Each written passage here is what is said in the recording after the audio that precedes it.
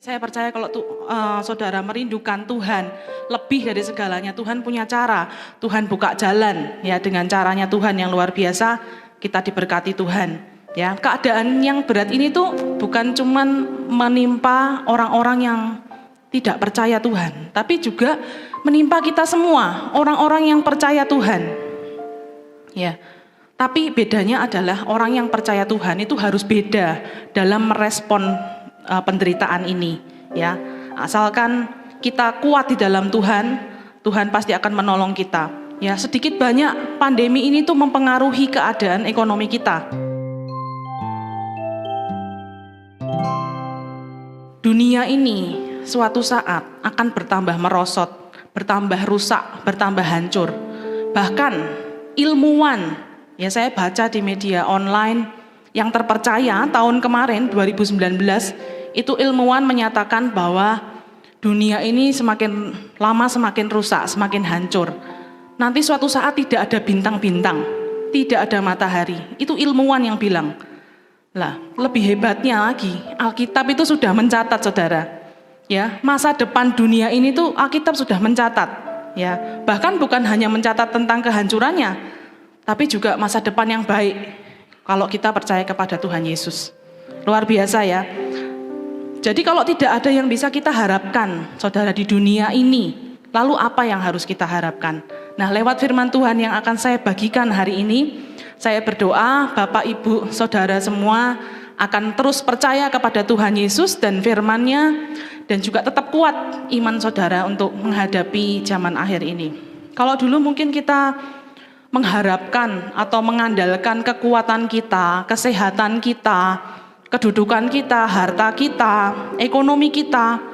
Tapi saudara, semakin kesini, semakin ternyata, semakin kelihatan bahwa itu semua tidak bisa kita andalkan.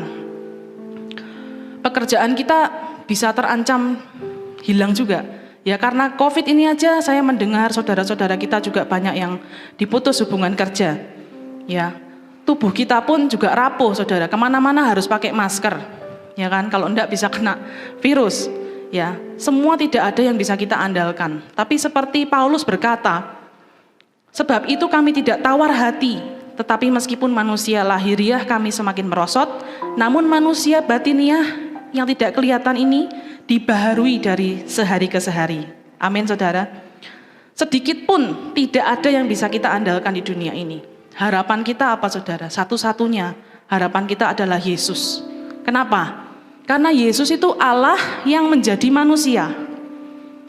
Sangat mungkin bagi Allah untuk menjadi manusia. Yang tidak mungkin apa, saudara? Manusia jadi Allah. Tapi kalau Allah jadi manusia itu sangat mungkin. Dan Allah menjadi manusia di dalam diri Yesus. Oleh sebab itu kita percaya kepada Yesus satu-satunya. Karena dia Allah, dia tidak pernah gagal dan dia pernah tinggal di bumi, dia pernah mengalami penderitaan yang sama dengan manusia alami. Ya, dia pernah kecewa, dia pernah disakiti, dihianati, bahkan mengalami kematian sama seperti manusia. Tapi bedanya dia sudah mengalahkan itu semua dan dia menang. Makanya hanya dia satu-satunya yang layak kita andalkan, saudara. Yesus Allah kita. Ya, saya pernah mendengar seorang anak muda Kristen berkata begini, saya baik-baik saja tanpa Allah. Ya, ini anak muda Kristen ya. Saya baik-baik saja tuh enggak ke gereja, enggak baca Alkitab, enggak berdoa, tidak ada sesuatu yang kurang dari diri saya. Saya baik-baik saja, saya tidak merasa sedih, bahkan saya happy-happy aja. Ya, kenapa saya harus percaya sama Tuhan? Kenapa saya harus percaya sama Allah? Saudara tahu yang dia katakan itu, ya. Dia tidak menyadari bahwa hal sekecil apapun yang di dalam dirinya, organ-organ tubuhnya, jantungnya, parunya, yang untuk dia nafas, udara yang dia hirup, cuaca yang dia nikmati, keluarga yang baik, bahkan harta yang berlimpah, itu asalnya dari mana? Dia nggak bisa menciptakan hidup. Ya, manusia nggak bisa menciptakan hidup. Makanya manusia nggak boleh berkata, aku nggak peduli sama Allah. Aku nggak, kenapa aku harus percaya sama Allah? Tidak boleh ngomong gitu. Kenapa? Ya manusia ini fana. Ya. Kita buka di dalam Ibrani 11 ayat 6, saudara.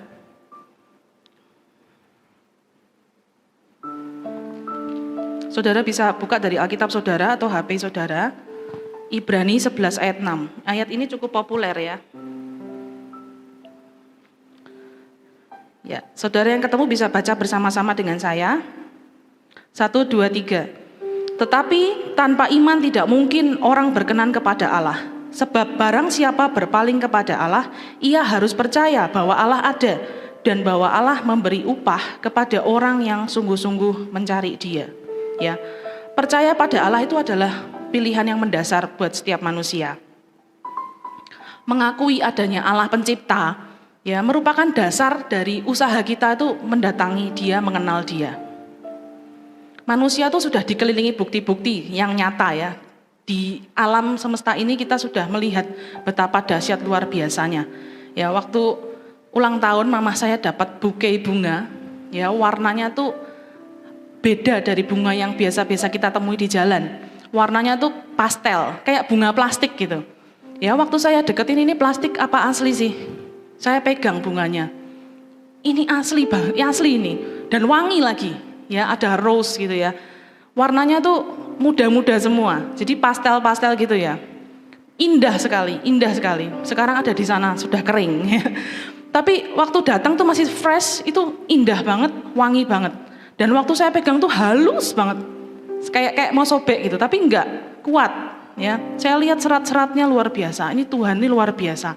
Bahkan di Alkitab pernah dikatakan ya, bahkan Salomo dalam kemegahannya pun tidak berpakaian seindah dari bunga-bunga ini gitu. Benar-benar indah. Pakaian saya dan saudara kalah dari bunga. Ya, itu menunjukkan adanya pencipta yang luar biasa. Tapi orang tuh sudah karena dosa, udah rusak. Jadi dia tuh menolak bukti-bukti itu. Dia nggak percaya akan adanya Allah. Bahkan kalau tahu ada Allah pun dia tidak peduli. Ya, itu kebobrokan manusia. Di dalam Mazmur 14 ayat 1 pemazmur Daud bilang bahwa tidak mempercayai Allah itu adalah hal yang bodoh. Ya, saudara, di dunia ini, di kehidupan ini ada dua pilihan. Pilihan yang pertama, kita bisa memilih untuk pakai logika pikiran kita sendiri yang terbatas. Ya, pikiran logika manusia itu udah menciptakan macam-macam, saudara. Filsafat-filsafat, agama-agama, kepercayaan-kepercayaan, sudut pandang yang menurut hikmatnya sendiri. Tapi salah satu ciri-ciri sifat atau logika manusia itu apa, saudara? Sementara. Kenapa sementara? Ya karena manusia sendiri sementara. Manusia pun itu terbatas. Ya, manusia itu pengetahuannya terbatas. Kita tuh nggak sepandai yang kita bayangkan. Ya, manusia terbatas, terperangkap di dalam waktu. Jadi dia dilahirkan, nanti dia bertumbuh besar, bertumbuh dewasa, dan dia mungkin punya dampak bagi lingkungannya, bagi dunia, dan pada akhirnya apa, saudara? Mati. Ya, secara alami ya itulah akhir dari hidup manusia, terbatas. Nah, orang-orang yang memilih hidup berlogika atau dengan pikirannya sendiri, tidak peduli sama Tuhan, tidak peduli sama Allah, pasti di dalam kepercayaan-kepercayaan itu akan menemui banyak sekali kekurangan.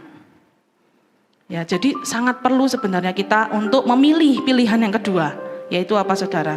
Pilihan yang kedua adalah menerima Alkitab yang merupakan pewahyuan dari Allah dengan tidak bersandar kepada pengertian kita sendiri tentunya. Dalam Amsal 3 ayat 5, percayalah kepada Tuhan dengan segenap hatimu dan janganlah bersandar kepada pengertianmu sendiri. Kita buka, saudara, di Yohanes 1 ayat 1. Sepertinya semua sudah hafal ya.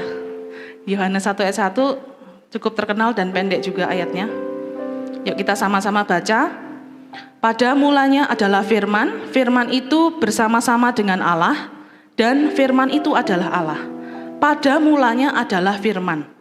Pada mulanya di dalam bahasa asli itu artinya to make beginning.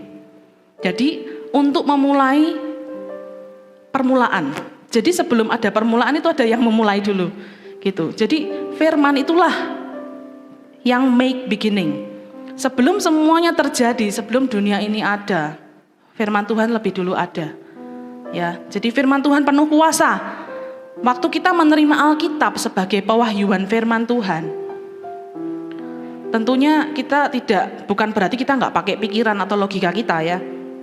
Waktu kita cari Allah, Waktu kita menerima firman-Nya, justru malah Ia akan membuka mata hati kita dan juga membukakan pengertian-pengertian kita dan memberikan kita hikmat. Amin, saudara. Nah, saya akan memberikan beberapa alasan mengapa kita bisa mempercayai Alkitab itu sebagai firman Tuhan. Ada 2 bukti. Yang pertama adalah bukti internal, yaitu bukti dari dalam Alkitab sendiri. Yang kedua adalah bukti eksternal, jadi bukti-bukti dari luar Alkitab. Kita akan membahas yang pertama dulu, bukti internal. Ya, sekalipun Alkitab itu pada dasarnya terdiri dari 66 kitab yang berbeda ya saudara. Ditulis di 3 benua, dalam 3 bahasa, ya Ibrani, Yunani, Aram. Dalam kurun waktu penulisannya itu sekitar 1500 tahun, lama ya. Dan ditulis oleh lebih dari 40 penulis yang dengan latar belakangnya berbeda-beda semua. Tapi Alkitab itu bisa punya satu kesatuan tema, ya, dari depan sampai akhir, dari Kejadian sampai Wahyu, tanpa ada perlawanan, tanpa ada kontradiksi. Ya, kalau bukan inspirasi dari Tuhan itu tidak mungkin. Ya, seandainya saya di Indonesia, nanti tahun depan ada teman saya di Australia, kita sama-sama nulis kitab. 2 orang aja kemungkinan nulis kitab yang berbeda, ya. Isinya beda, temanya beda. Apalagi ini lebih dari 40 penulis. Itu mustahil banget kalau bukan karena Tuhan. Ya, jadi benar-benar ini bukti bahwa Alkitab adalah firman Tuhan adalah ini. Yang kedua, bukti internalnya adalah dilihat dari nubuat-nubuat yang tertulis di Alkitab itu detail, saudara. Jadi Alkitab itu mengandung ratusan nubuat dan nubuatnya itu dicatatnya detail. Dan selalu digenapi, tidak pernah tidak digenapi, selalu digenapi. Luar biasa ya. Ada yang belum digenapi saudara, apa itu? Kedatangan Tuhan Yesus. Kelahirannya, kematiannya, kebangkitannya sudah digenapi semua, tinggal satu lagi kedatangan Tuhan Yesus. Dan suatu saat pasti akan digenapi. Ya, karena firman Tuhan itu benar. Ya.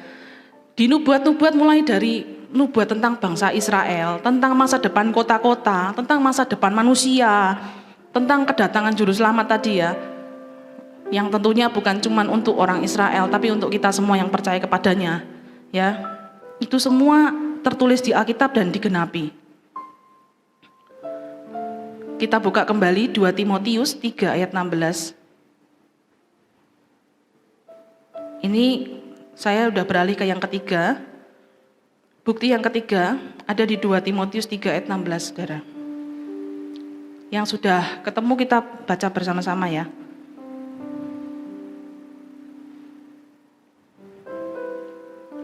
Dua Timotius 3 ayat 16, 1, 2, 3.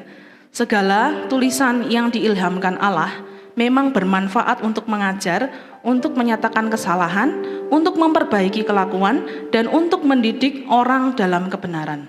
Jadi Alkitab ini punya kuasa yang dinamis, yang mampu mengubah hidup seseorang, ya, dari zaman dulu sampai zaman sekarang.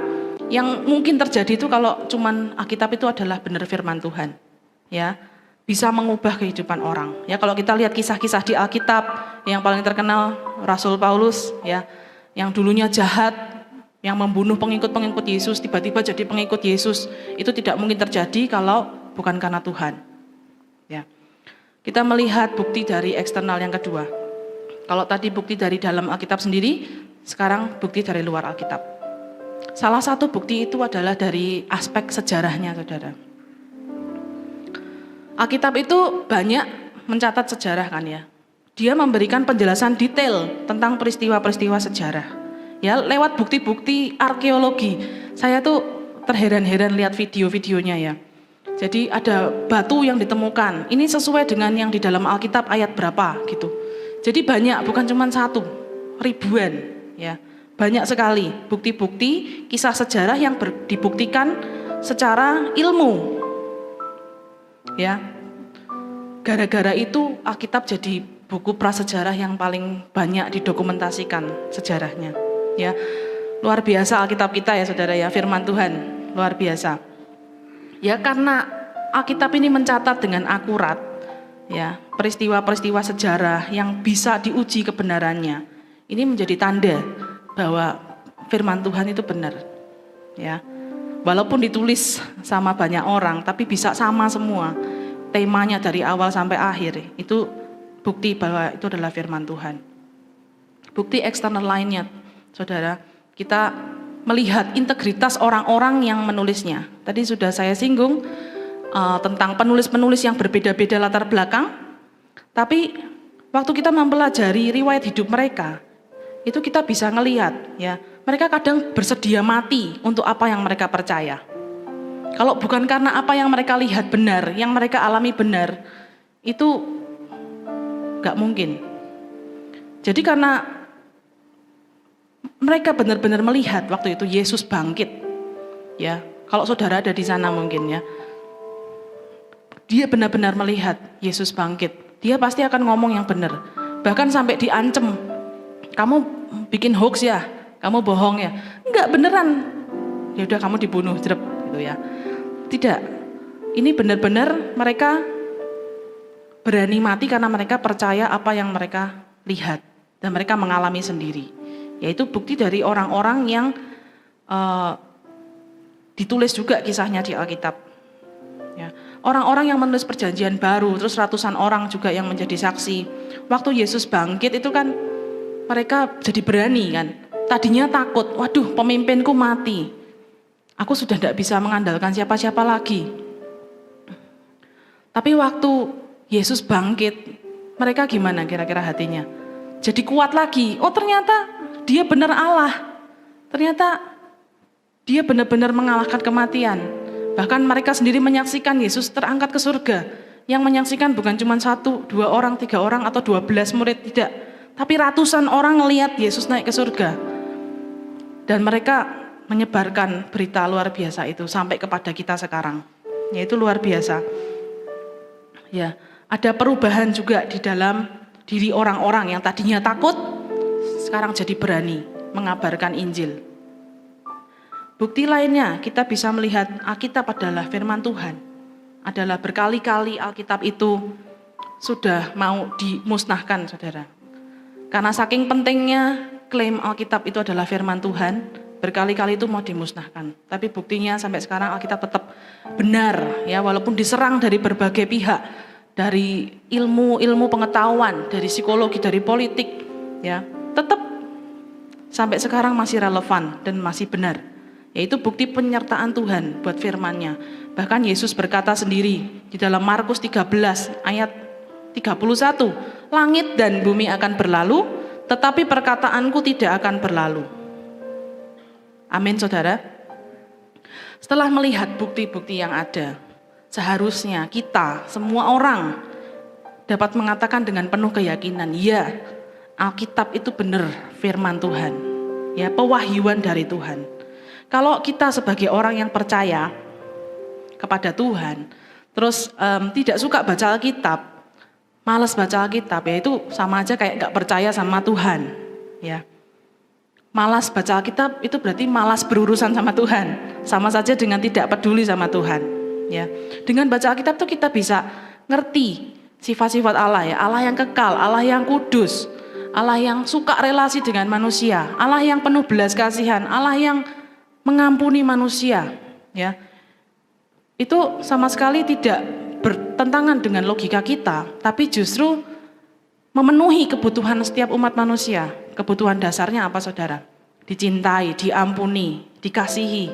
Ya, saudara, kalau mengikuti lagu-lagu dunia, apa genre paling populer? Lagu apa? Pasti lagu cinta, ya kan, tentang love, ya. Saudara bisa browse mungkin di Joox atau Spotify atau karaokean di Wising. Itu tema 90%-nya itu adalah love, cinta. Saudara ngikutin K-drama, suka nonton Korean drama, apa temanya favoritnya? Love, romance. Mau komedi, mau action, itu jadinya romance komedi, romance action, ya. Hollywood pasti ada, apalagi Disney. Film anak-anak pun ada bumbu cintanya, ya. Buat saya itu sih nggak cocok buat anak-anak. Tapi kalau nggak ada bumbu cintanya itu nggak laku filmnya, ya. Itulah salah satu bukti kecil dasar kebutuhan manusia adalah cinta. Nah, cinta yang paling sejati, saudara tahu siapa? Allah. Ya, cinta sejati itu dari Allah. Allah yang mau mengorbankan dirinya untuk menebus dosa manusia. Ingat, kita ini asalnya dari debu. Dan nanti juga waktu mati kembali kepada debu. Debu itu kalau di rumah kita apakan, saudara? Kita lap, ya, singkirkan, disapu, dibuang. Tidak ada harganya, saudara. Kan tidak ada orang yang mengumpulkan debu lalu dimasukkan ke kotak perhiasan, ya, disimpan debuku yang tersayang, gitu nggak ada kan, saudara. Debu itu dibuang, tidak ada harganya. Ya, tapi ada nggak sih orang yang cinta sama debu? Ada. Allah. Allah cinta sama kita yang asalnya dari debu. Ya, luar biasa Allah kita. Yohanes 3 ayat 16, saudara pasti sudah hafal semua ya. John 3:16, for God so loved the world that he gave his only son, that whoever believes in him should not perish but have eternal life.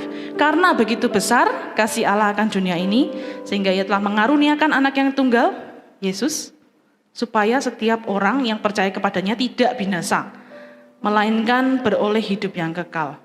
Kenapa kok Yesus harus mati? Karena upah dosa adalah maut, kematian. Dan yang bisa menghapus dosa itu adalah yang nggak punya dosa, yang tidak bercacat. Nah, Yesus adalah korban yang sempurna, ya, yang bisa menggantikan, menghapus dosa kita semua. Luar biasa, saudara. Dengan baca Alkitab, kita bisa ngerti tujuan kita hidup di dunia ini itu apa. Ya, bahwa Allah tuh sudah merancangkan dari dulu sampai sekarang karena hubungan kita dengan Allah itu kan sudah rusak, ya, karena dosa, waktu Adam jatuh dalam dosa. Jadi Allah tuh berusaha untuk restore, untuk memperbaiki hubungan kita dengan Allah sampai sekarang, sampai Yesus diberikan, sampai anak yang tunggal dikaruniakan. Dan apa respon kita?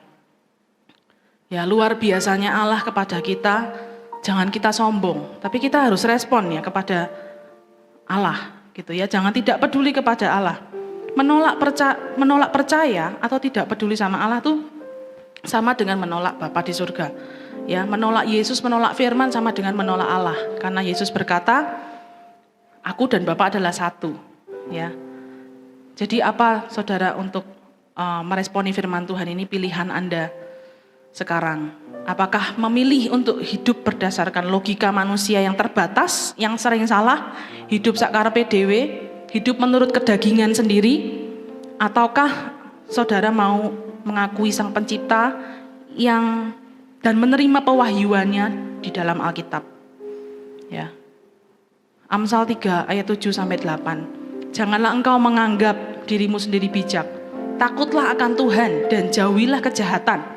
Itulah yang akan menyembuhkan tubuhmu dan menyegarkan tulang-tulangmu. Saya pernah cerita Injil kepada seorang teman, dan teman saya menanggapi dengan baik. Ya, ini orang Jepang, jadi dia tidak percaya dia percaya reinkarnasi. Jadi dia tidak terlalu percaya tentang Tuhan, gitu ya. Waktu saya cerita tentang Injil, dia menanggapi dengan baik. Dan dia cerita tentang mamahnya yang umur 70 tahun itu masih segar, masih kerja, masih ceria, gitu ya. Lalu saya bilang, oh iya, memang betul. Hati yang gembira itu memang membuat muka berseri-seri. Itu ada loh di Alkitab. Saya bilang gitu. Ya, kalau saudara yang ikut DMM mungkin tahu saya sedang bersyema. Ya, saya bilang itu ada loh di firman Tuhan. Oh iya, dia tertarik. Ya, makanya dibaca firman Tuhan, Alkitab, kamu download. Ya, zaman sekarang kan enggak usah punya Alkitab tebel. Ya, buat orang Jepang download aja gitu. Oh, aku punya kok. Waktu kecil aku pernah beli. Hah? Ternyata dia pernah punya Alkitab. Terus selama ini ditaruh di mana Alkitabnya? Disimpen tok gitu. Terus dia bilang, Alkitab tuh buku yang bagus kok. Nah, kalau orang yang menganggap Alkitab itu cuma sebagai buku, pasti banyak menemukan alasan untuk tidak membacanya. Tapi waktu kita menganggap Alkitab itu sebagai harta yang berharga, firman Allah yang berharga, yang kudus, kita nggak bakal sembarangan. Bacanya juga nggak mungkin sembarangan dengan membaca sebentar, aduh aku nggak dapat apa-apa. Tapi kita benar-benar meresapi ini firman Allah yang ngomong sama saya. Ya. Jadi Alkitab itu bukan sekedar buku motivasi, buku yang bagus, tapi benar-benar firman Tuhan itu punya kuasa, punya jawaban atas bahkan semua masalah yang di dunia. Ya, kalau saat ini dari antara bapak, ibu, saudara, ada yang merasa hidupku kok membosankan ya, kayak kok rutinitas kok gini-gini terus ya, kayak nggak habis-habis gini terus muter terus, atau malah dari antara saudara ada yang merasa kecewa. Ya, khawatir tentang masa depan. Jumat lalu saya baca WA dari anak komsel saya, temennya mau bunuh diri lah ya, mau mengakhiri hidupnya. Saya kaget, ini masih muda, kenapa mau mengakhiri hidupnya? Karena putus cinta. Wah, manusia itu benar-benar rapuh. Itulah kalau kita mengandalkan manusia pasti akan kecewa, selalu akan kecewa, ya. Mengandalkan pacar ya pasti akan kecewa. Mengandalkan istri atau suami juga pasti akan kecewa. Karena kita semua sama-sama manusia yang bisa mengecewakan. Hanya Yesus yang tidak bisa mengecewakan. Dia Allah yang luar biasa. Ya, ingat saudara, semua yang di dunia ini tuh fana. Semua akan hilang, semua akan habis, semua akan berakhir. Cuman satu yang tidak akan habis, perkataan Tuhan, firman Tuhan tidak akan habis. Kita percaya itu dan kita percaya kepada Yesus, maka kita juga akan menang menghadapi semuanya. Ya, Dia tuh Yesus tuh Allah, tidak akan pernah ingkar janji. Kalau Dia janji ditepati. Kalau Dia bilang Dia akan menyertai kita sampai kepada akhir zaman, ya He will do it. Kalau Dia bilang Dia mengirimkan rohnya untuk menolong kita, menghibur kita, itu pun sudah dilakukan, sudah diberikan. Ya, luar biasa. Kita percaya kepada Allah yang bangkit, yang hidup, ya, bukan kepada Allah yang mati. Jadi kita bisa punya pengharapan di dalam hidup ini, ya, tidak mengandalkan yang lain di dunia ini, tidak bisa. Kita andalkan Yesus saja.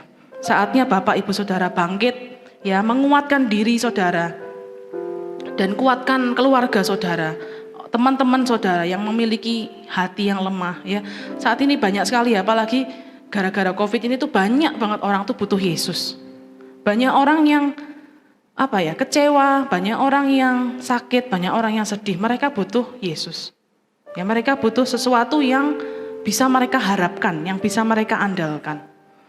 Kalau kita percaya Yesus itu menang, ya, kita percaya Yesus yang menang, kita juga pasti akan menang, ya. Yang kedua saudara, kita harus baca, percayai firman Tuhan, pelajari. Sekarang ini banyak media online dan offline untuk Bible study. Jadi baca sekarang jangan cuman ya sekedar baca supaya kalau ditanyain nanti sama PKS, sudah baca, sudah. Jangan cuman gitu, tapi benar-benar dipelajari, digali. Karena ini firman Tuhan tuh penuh kuasa, berharga. Saya percaya banyak di antara saudara semua juga sudah mengalami kuasa firman. Saya pun juga mengalami, ya. Alami sendiri saudara, jangan kata orang kayak begini. Tapi alami sendiri kuasa firman Tuhan. Nah, setelah saudara mendapatkan berkat dari firman Tuhan, saudara jangan pelit untuk membagikan kepada orang yang lain. Beritakan kabar yang luar biasa ini kepada orang lain. Ya. Karena saudara sendiri pun mendengar tentang Yesus juga dari orang lain. Ya kan? Gak mungkin lahir langsung tahu Yesus, gak mungkin. Pasti dari orang tua mungkin, atau dari guru sekolah minggu, atau dari siapapun. Ya, maka itu kita juga harus berikan itu juga kepada orang lain. Ya, hanya Yesus yang layak kita andalkan, karena Dia pernah mengalami semuanya di dunia ini. Ya, dari kecewa, sakit hati, penderitaan apapun yang paling sakit, disakiti secara fisik, bahkan sampai kematian sekalipun, Tuhan sudah lalui semua. Maka itu kita bisa mengandalkan Dia, karena Dia sudah menang mengatasi semuanya.